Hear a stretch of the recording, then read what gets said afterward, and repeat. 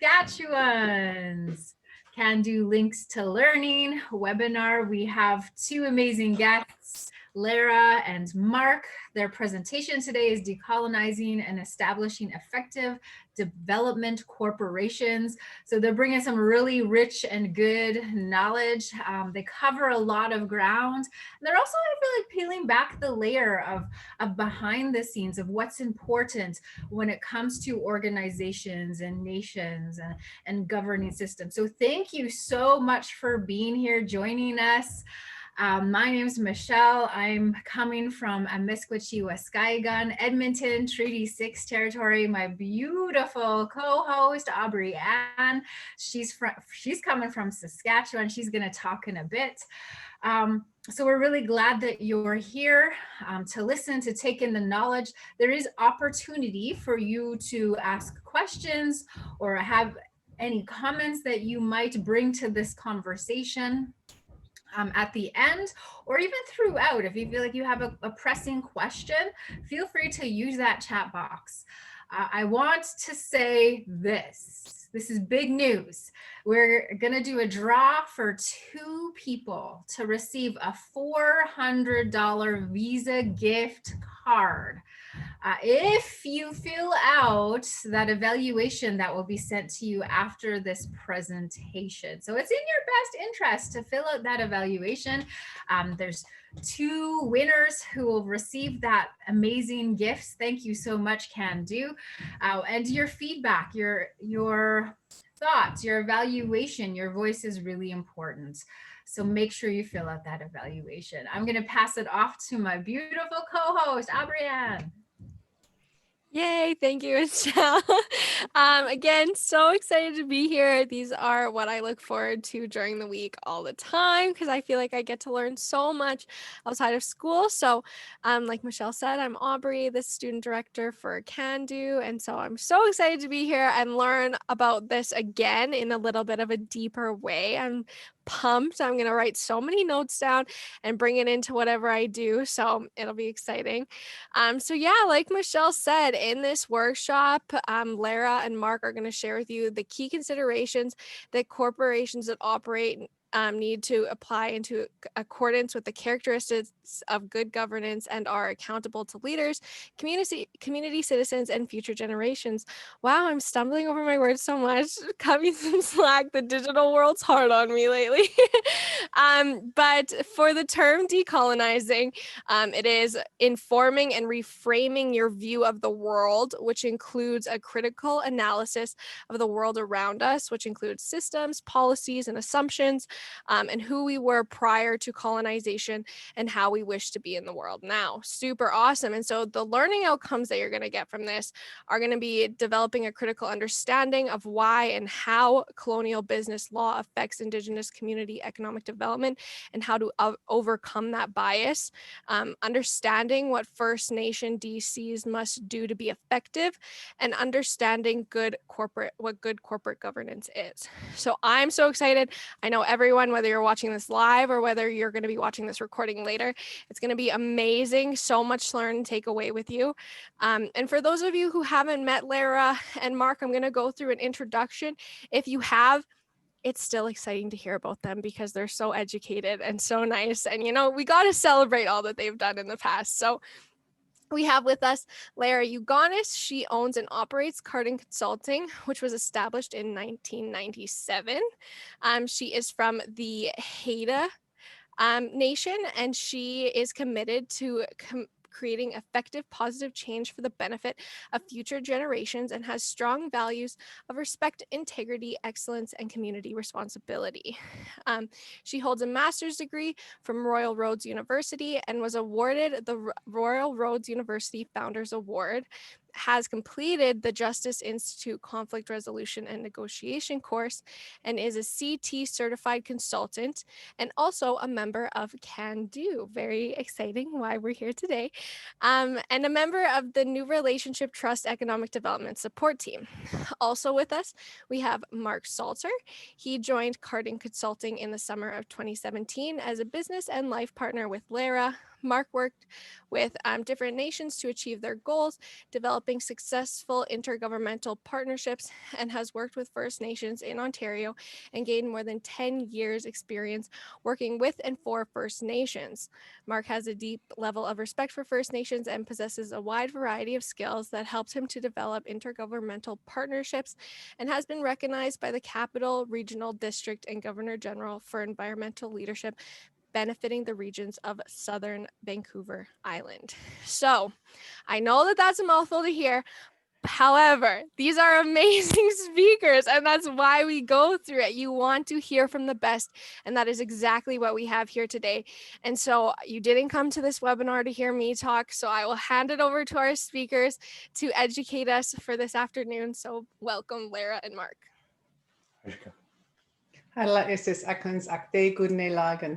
Thank you very much, good people, for being here today. And thank you both for such a beautiful introduction. Just wondering if we could have a quick opening from Michelle to start us off in a good way. Yeah. Welcome and all honorable guests, and we'll welcome a prayer from Michelle and take a moment to pause. Creator, we give you thanks for this moment.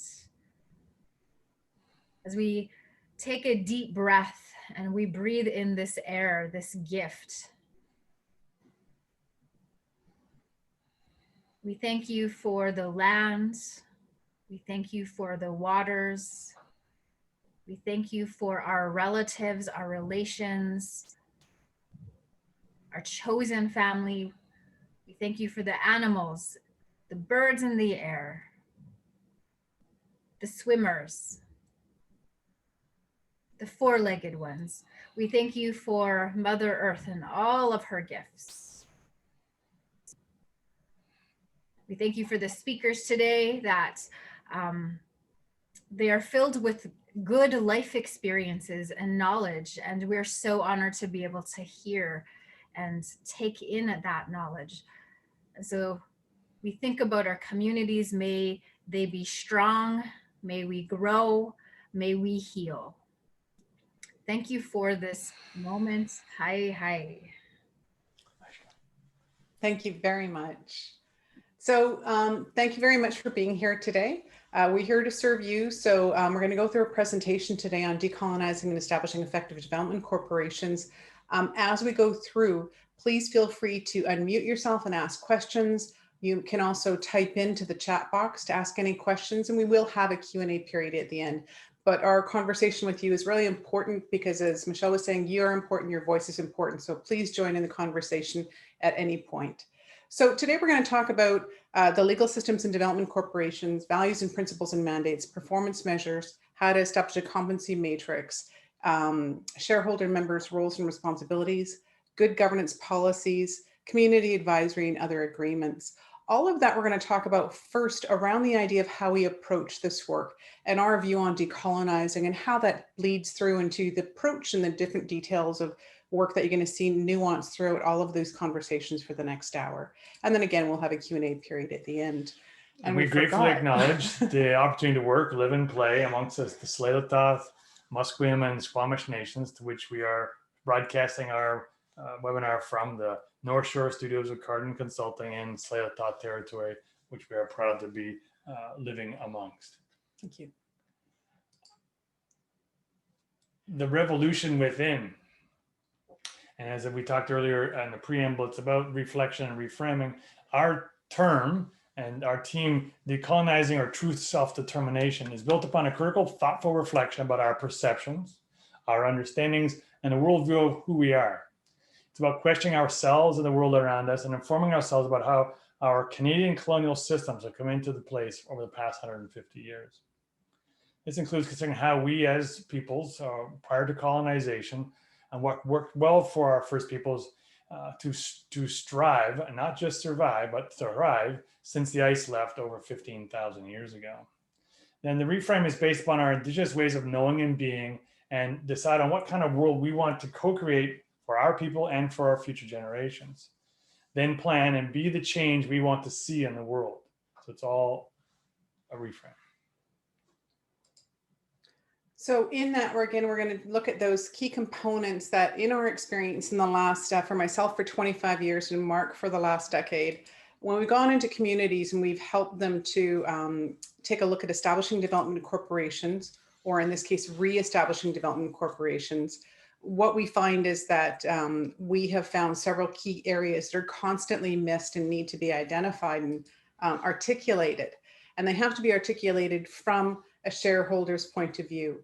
And in that, when we have the shareholders set the direction really well, we end up having some really good work happen. So we're going to go through a number of different pieces, starting with shareholder primacy.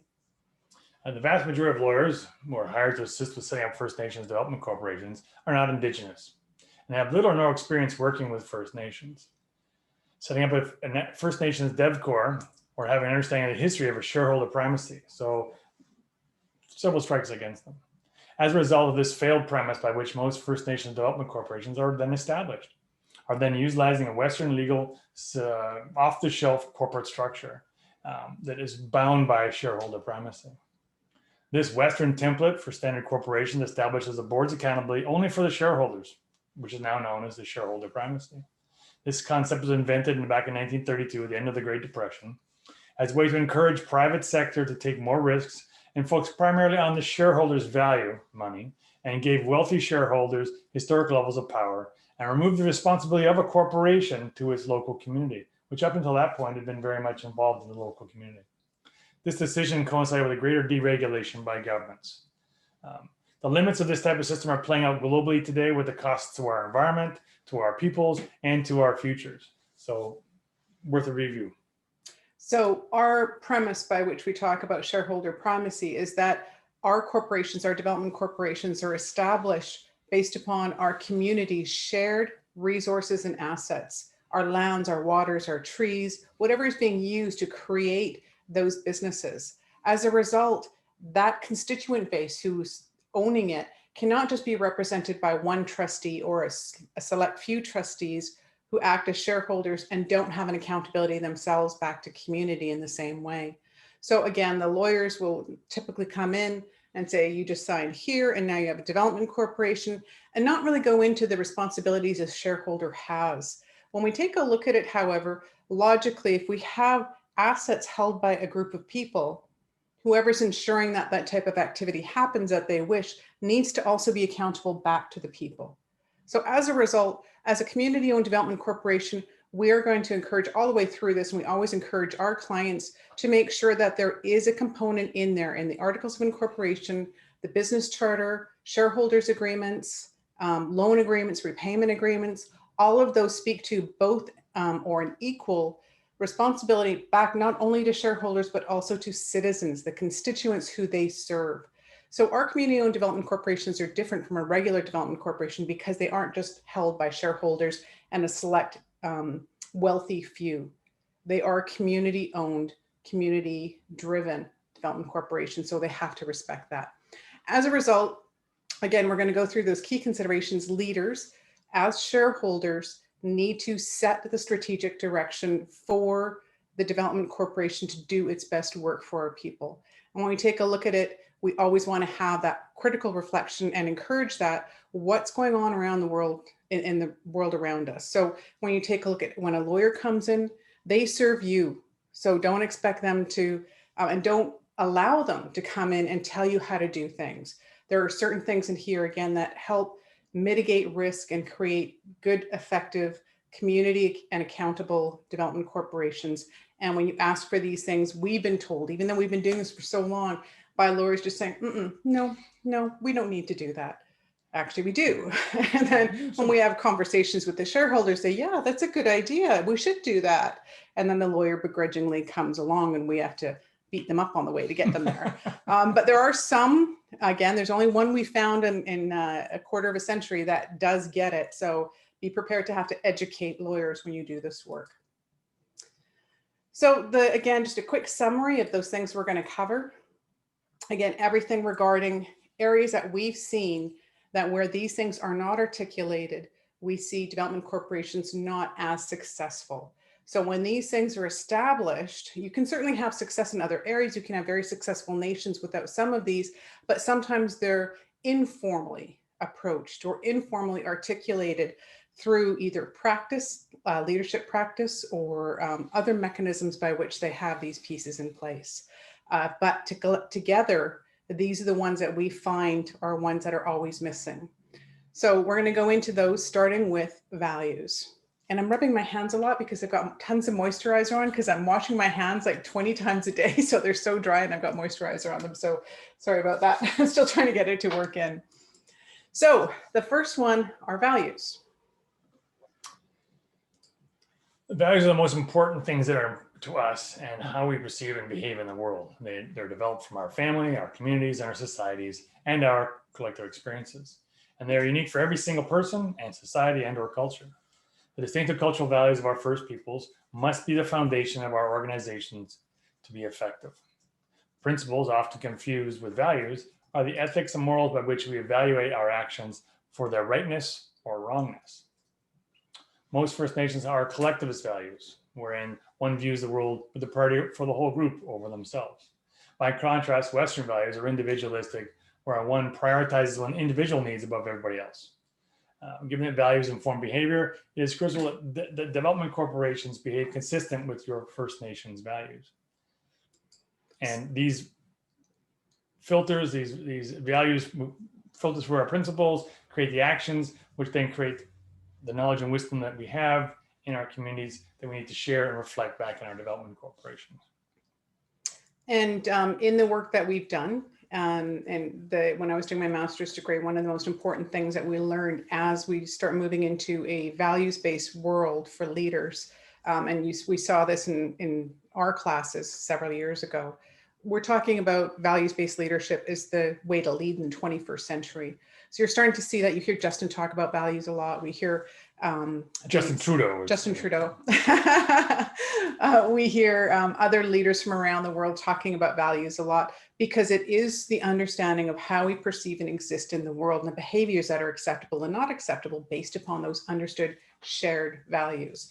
Now, there are specific exercises that some corporations use, and I'm trained in CTT level 2 from the Values Center. It's an international center in the UK that contracts people with that type of certification to, like, Google, IBM, all these major companies, and pay $15,000, this is way back several years ago too, $15,000 a day for people like myself to come in and do these types of shared values analysis. We'll share a tool with you that's very, very simple based upon that. But basically what we've learned, when we take a look at values-based organizations, those that sit back, reflect, talk to their employees, talk to their communities, and establish within a corporation or an entity what those people's values are, and then agree to those value sets that can inform how they operate, revenue grows 4 times faster, job creation 7 times faster, stock prices 12 times faster, and profit performance 750% higher. And that's because we're all working towards the same thing. We can all say family is important and we're not going to work past 5 p.m. because we value and respect each other, and we know we have loved ones at home, and we're not going to do that to our loved ones. We know that community is important. So when we make decisions, we're going to establish communication systems that ensures that the voice of community is always at the table. When we talk about those things, and we have that clear understanding of what's important to us and how we value those things in our behavior, it makes work easier, more exciting, more worthwhile. And so employees are more satisfied. And as a result, you end up with these amazing outcomes. So really important to reflect upon those values. And the tool we're going to share in the next slide is one that we use all the time. It's very simplified, but very effective tool that I've been using for the last 20 or so years. When we talk to clients, whatever we do, we start out with values.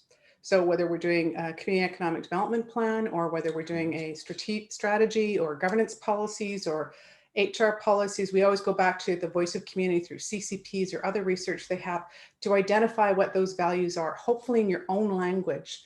And then we talk about those. What are those things that are most important to you as a community or as a nation or as an organization? And what do those things mean?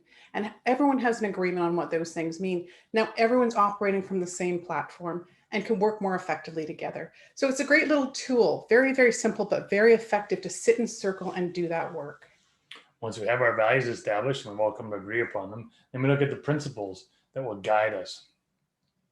The principles are the right and wrong actions that we would have to move ourselves forward. So citizen engagement, planning and opportunity, and development of management, effective business growth and development and management, citizens and others mentioned that could be mentioned here are echoed in a corporate governance policies, including industry focus. So you connect them together. Sound financial policies, you have to understand you're holding assets for your citizens and their future generations, and you're operating in accordance to international financial reporting standards. So there's a sense of competency and trust there. And then we lead to accountability, which means by definition, engagement with your community on a minimum annual and quarterly basis, so everyone understands what's going on and they have an opportunity to have input. First Nations owned DevCores, owned and developed, should also base their principles on their own customary laws and protocols, and again, use of their own language as much as possible. We're finding that when language is incorporated into the governance structure and the value statements and the principles moving forward, there is engagement from your staff, because they can see in your operations their culture being reflected, and they feel much more included and having much more at stake in what's going on, and everyone has a better feeling going about the corporation. Whoops. All righty. So in the next piece we're going to talk about is developing, and you always have to have this in your articles of incorporation, but really important to detail them as much as possible in your business charter, in your shareholders agreement, and other documents and agreements like loan agreements or repayment agreements. And that includes creating a purpose statement, which we'll go into next, but also focusing on why the development corporation is established. And there's two ways you can go. One is very focused, and two ways you should go, that are very focused on what are the intended outcomes, which we're going to share some examples that we've seen consistently over the years for our First Nations we've worked with. But there's also the core function, which will be established in the purpose statement on the next slide. So the intended outcomes that most development corporations establish are often return on investment, money. We know that one. Everyone knows that one very well. We're starting to see more and more conversations, assumptions around automatically including skills, training, employment, and contracting. Brilliant. But there's others. And those include sustainable land management and protection of the territory. So net gains on the land. That's something that we're seeing more and more as well. The new ones that we've seen consistently for us for the last several years that have been great ideas to have in there, not only as outcomes because they can quite often be built in to projects that wouldn't otherwise happen, are things like infrastructure, so legacy projects. So if you're having a call center, you have to build a road for everyone coming in from TELUS or Shaw or Bell or whoever's coming in to do a call center. That can be a legacy for the nation. So make sure it's planned out and carefully developed, not only for that business, but also for the community. Similarly, you might have an opportunity for broadband, negotiating that partnership agreement to say, you're going to create last to final door connection, but for all of the community. And as a result, they're going to have that legacy left. So those infrastructure things that are hard to otherwise achieve can be achieved through economic development. Supporting cultural revitalization, which we know is primarily the job of the nation, but also the development corporation can easily support that. So when you're building a building, as we see in the 2010 Olympics here, we saw concrete forms all made with First Nations designs in them, all the way up and down the Sea to Sky Highway up to Whistler, because they just said that was important.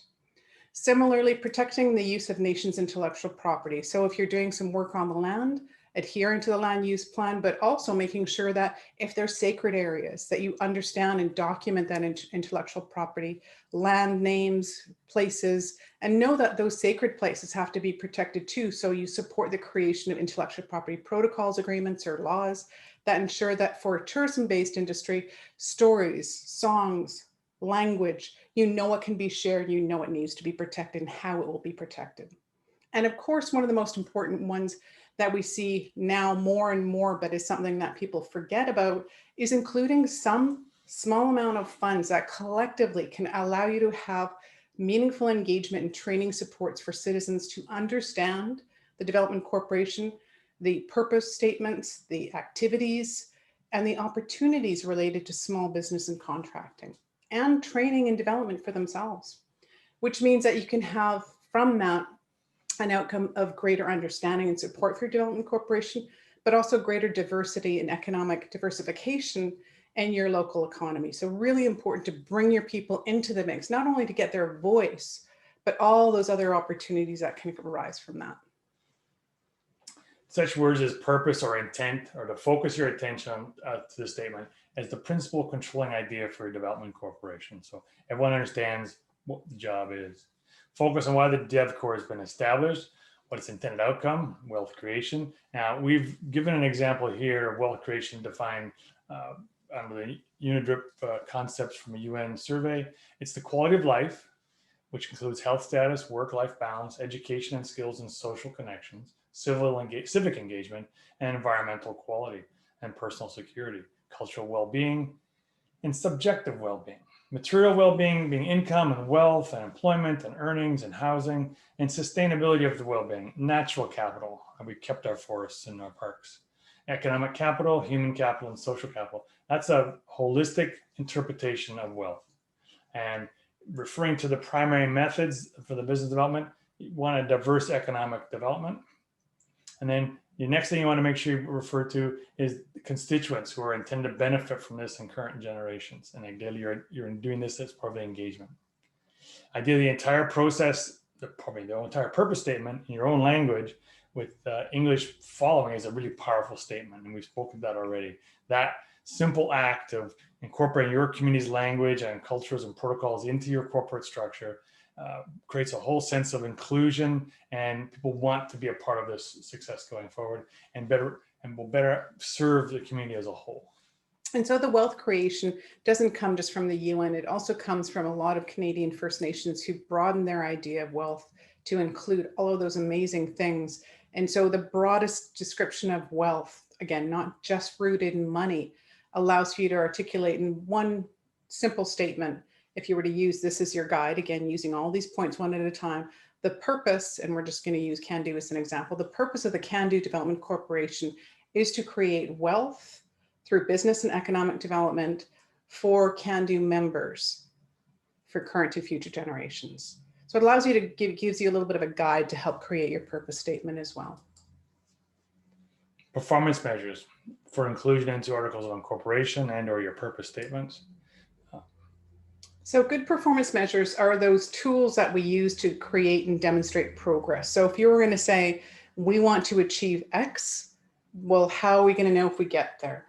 And having that conversation with the people who are responsible on the front line, as well as those people who are managing and creating that direction, are really important. So you can say, we agree that in setting out this canoe, we want to get to point Y. Well, now we know how we can measure success. We achieve at point Y, we get to that point. So when we take a look at any kind of business development, we have to do the same thing. How do we know when we're successful? And that means having a very practical conversation around how do we measure success in terms of performance. So ideally, if you were to again take a look at one of the simplest ones, of course, return on investment, you might say something like a 5% return on investment per annum. Very, very clear, very easy to measure. So those are the best ways to be able to do it. Create something using a number, percentage, or dollar sign. And the interesting thing about it is psychologically, we're hardwired to achieve those things. So if we were to say, Melody, your job is to get a 5% increase in return on investment by the end of the year. You kind of go, oh, how can I do this? And somehow that sticks in our brains because we're very task focused in our brains, and we're hardwired to move into that space. So once that leadership's gone through all those deliberations and figuring out what needs to happen, when those things are set out, we actually work really hard to get there, and actually are usually really successful when we have that really clear goalpost. So it's really an important way to not only motivate your employees and have everyone focus on what matters most, what you're really trying to do, rather than the color of the shirt someone wears that day or anything else that's subjective. It's what are we here to do? And now when we take a look at it, it also allows leaders to have a better control, which we'll talk about in a second. But it's also important when we create performance measures to really think hard about what they are, because sometimes we can set a performance measure for X and have an outcome of Y. And then we need to look at it and kind of go, maybe we need to rethink about what that performance measure should be asking. so we can get X rather than Y. Control measures. Leaders must maintain control to be effective, and the DevCorp needs to have latitude to make decisions. Therefore, leadership must establish effective control systems to prevent meddling or micromanaging and supports an arm's length relationship. Leadership must control all it must, not all it can. The control systems will focus on ensuring that planned outcomes are realized while also keeping communications at a strategic level. So we're talking way up here. Leaders, by definition, council and shareholders, role is strategic and must be disciplined to determine what must be achieved, not how it will be achieved, which includes setting strategic goals, objectives, and limits, which are by definition activities and conduct, methods, or risks that are unacceptable, and monitor to ensure intended outcomes are realized. The most effective strategic monitoring is by monitoring progress through performance measures, which we just outlined. Strategic goals and objectives are set through the mandate, while limits are established in articles of incorporation and a DevCorp's governance policies. A community economic development plan should be completed similar to a CCP based upon the needs and interests of your community. And when we talk about making sure that we have that type of strategic direction, again, the conversation, just to simply put it in this image you can see, is that as a leader at the shareholder level, board level, or as a manager, is to focus on those agreed upon performance measures. So if it's going to be 2% return on investment per annum, what was our objective? To create wealth? Well, that does that. Okay, so we've reached our objective. When we have those conversations in monthly, quarterly, and annual reporting, we refine our conversations to, again, as Mark was saying earlier, a very strategic level. And it allows us to support the realization and celebrate those successes. When we take a look at other measures and we don't use those types of things and have that discipline, we can focus on the wrong things and have that sometimes undermine the success of the development corporation. So it's really important to be focused and strategic in the conversations. So here's just an example of some of the performance measures, just to give you an idea. Sometimes they're hard to translate. So for example, creating a community economic development plan or a community development strategy is not a performance measure. Achieving at the end of the day, any of the outcomes that you're hoping to achieve allows you to be able to do that. So we have a question here. Canadian versus US states, how does this work for me wanting to bring an American corporation, wanting to bring employment and utilizing people to the reserve I live on? Is there a link available to research legalities? So a corporation that's American and a corporation that's Canadian, they consider it like a person. You can't just become a merged state. So you have to actually have a corporation that they would be able to create in Canada for them to enter into a joint venture legally with you. If you want to do it with just a contribution of some kind, you can create through Tides Canada, for example, some sort of contribution. But if it's true partnership, a joint venture, you do have to have them having some sort of corporate entity identified and created in Canada to be able to work with. And that's the corporate entity that we're referring to in these conversations. You'll be able to bring your nation's values to that corporate structure to then manage whatever businesses that they're going to be operating in your community. Interesting piece of research too, because it sounds like it's a large American corporation, that the highest rates of failure or non-success realized in partnerships or joint ventures comes from misaligned values. So really spend the time working on your values and have that conversation. Yes, it would be easier to work with Tim Hortons. They're a local corporation. So yes, working with local corporations makes it very easy to do. Still have that conversation around values though, because if it's not one of your own communities, but every partner should have that conversation, because the highest rates come from misaligned values, not understanding what's most important to someone and how that's expressed. And when we can use Tim's or other North American corporations as an example, but when they do work outside of North America, they do have that values conversation in order for them to be successful. We know from research that some American car companies, for example, operating in the Orient, have been unsuccessful bringing American corporate values into an Oriental workforce, and there was an alignment, a values mix. It didn't work, and so things weren't working properly. When they reevaluated and realigned themselves to represent the local community's value sets, they have found success. And the Tims would probably have the same thing when they do operate in other parts of the world. So they'll have to rethink where they are. And again, this isn't a common corporate practice, but those companies that are doing really, really well do it. So don't expect them to say, yes, that sounds great, let's work through values. You'll have to educate them on why it's so important for you. And when you do that, have that inform, put it up in a poster, or make sure it's really clearly articulated in all of your agreements, so that the behavior of that partnership is aligned with the values that you've set.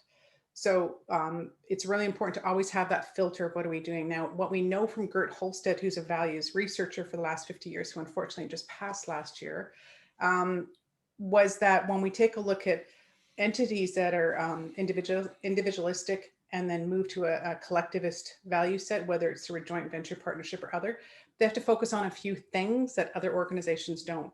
One is an increased communication plan and shared decision making. So more people have to have a say. As collectivist people, we believe our voice matters more, and we don't operate just in a hierarchical manner where we just accept what the chief commander says. We have a respect for each other and participation. So getting them to sit in circle and understand how everyone's equal, we don't have that hierarchical understanding as much. The other thing is conflict resolution. Have an issue resolution right at the outset. If we run into problems, how are we going to solve them? And agree upon what that's going to look like, but in advance. And that creates a level of safety for everybody who's collectivist based, who's working in your organization with you. So I hope that helps. Good question. Thank you. Yes, excellent real life question. example of how do we practically solve this. So another piece that's important to think about in establishing or reestablishing a development corporation well is for shareholders to be able to determine what that standard of competency is. And that is typically developed through a series of different competencies required for any business because it's a standard. But it also includes some very specific ones we like to include. And that means financial management skills, how to manage money, how to make sure that you have a budget, that you plan advance, contingencies, all the standard pro forma statement items that have to be included. That can be formal or informal training. Similarly, corporate law skills will have an understanding of legal agreements and legal documents and what they could and should look like, even if it's, again, informal, but have a familiarity. So I have a lot of informal knowledge in terms of corporate law, but working with so many lawyers for so long, it's something that I'll go in and draft the legal agreements, and then we'll hire a lawyer to go through and finalize them. So someone who has even some informal knowledge is great. Business skills, again, the same thing. Formal or informal, but someone who has a good working capacity around business skills and understandings. Similarly, your own nation's understandings about your values, your people, your history is really important. And in particular, whatever industry you're going to be working on. So hopefully you have a diversified economy and you have several, but there's usually one or two priority areas. So whatever those priority areas are, whether it's forestry or mining or anything, you have those people who are the experts who also sit on your board, so that when you're doing your business, you have that very clear industry insight into what could and should happen or opportunities that can arise. When we take a look at that standard, quite often we have people say, well, in our nation, we want to have one person from each community, and we've got 6 communities, so we want those people on the board.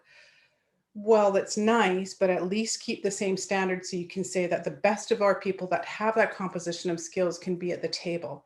Ideally, you want to do a broad call. So anyone in the community who wants to step forward to learn those things or be a part of it are in there, but you do have those higher level skills so that you can say, we've got an accountant on the team, we've got a lawyer on the team, we have someone who's an industry expert, so that you can have that informed conversation around what good decisions are for that specific business.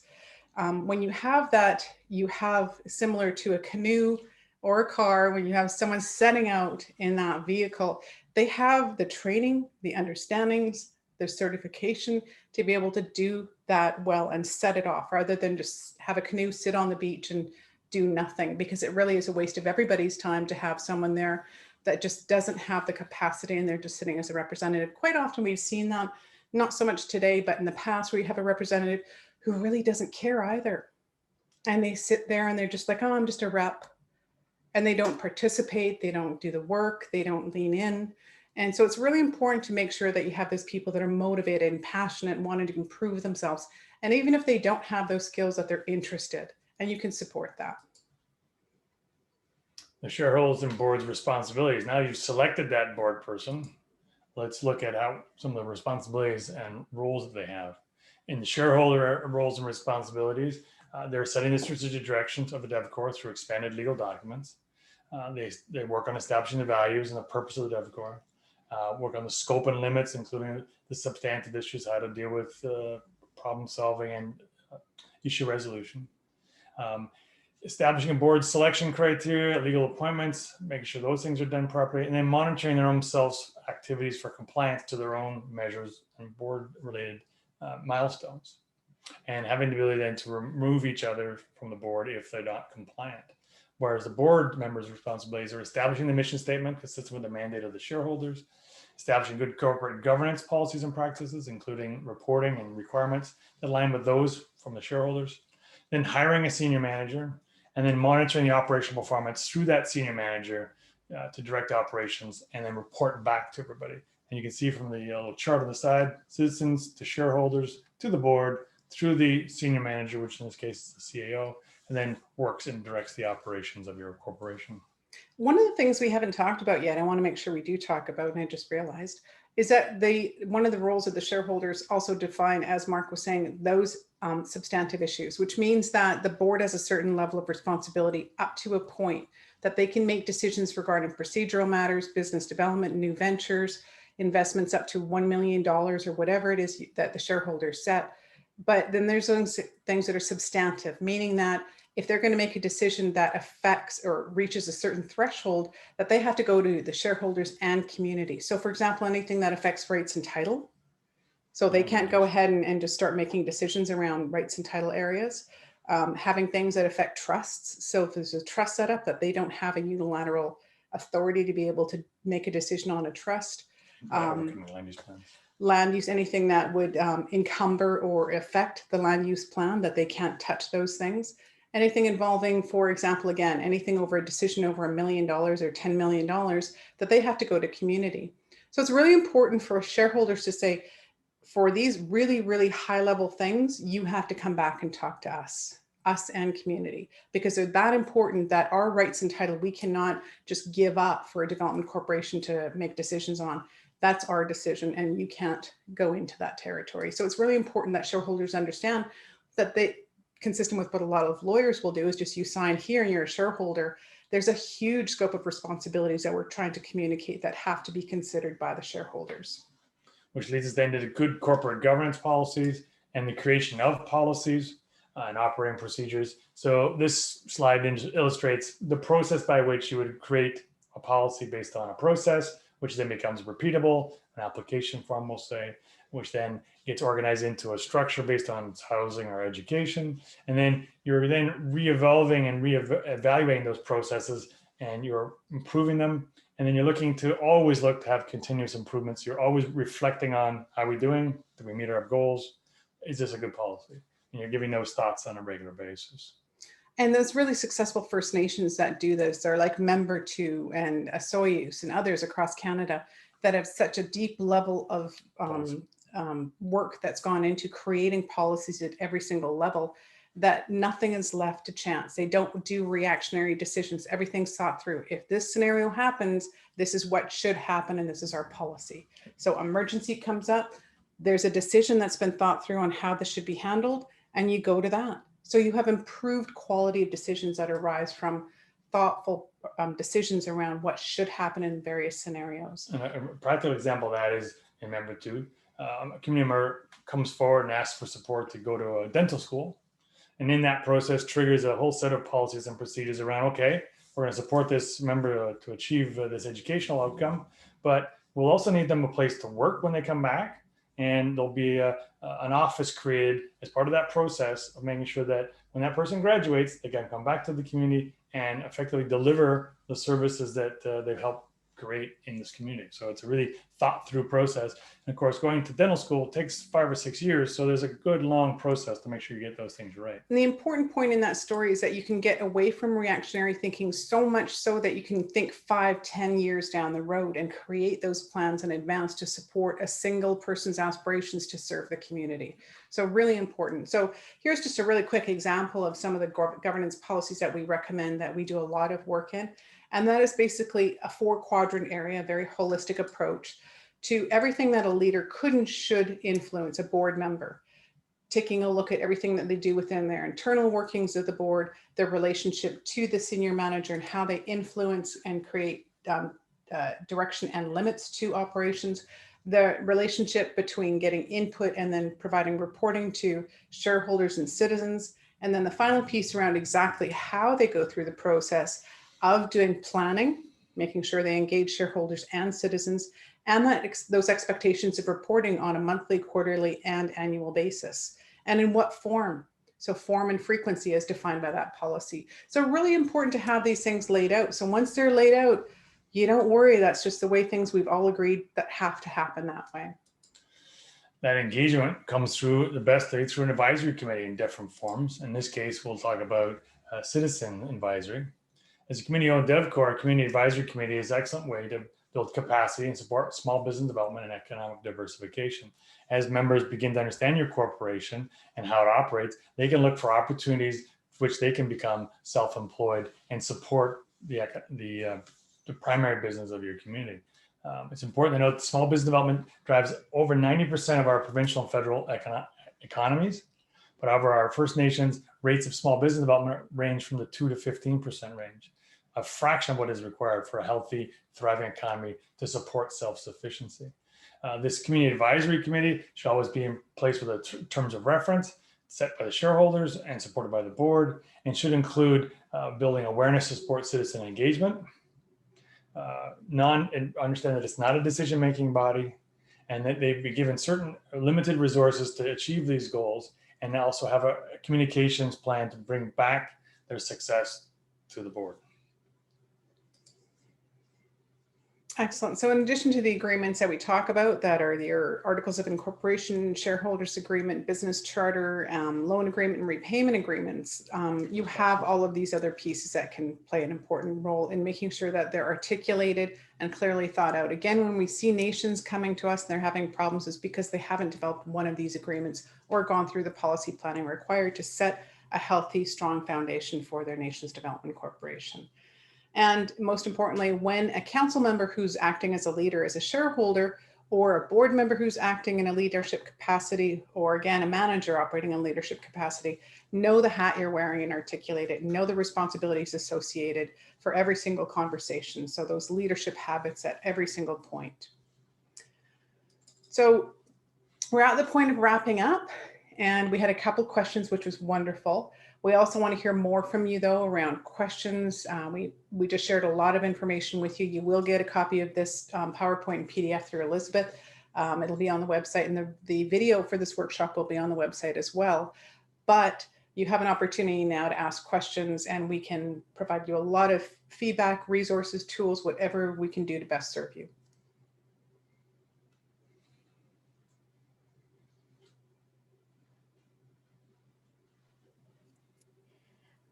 I can start off with a question that kind of has stuck in my brain.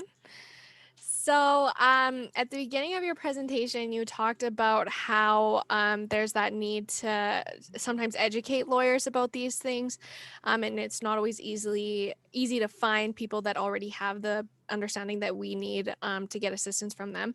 So is there anything that we can do as Indigenous communities, or a way are there training programs for lawyers to be taking, or is there any way to see that it might be possibly getting better in that sense, that there are going to be more lawyers in Canada that hopefully learn about this? Or for now, are we kind of stuck with the idea that we'll always have to train in order to get them to help us?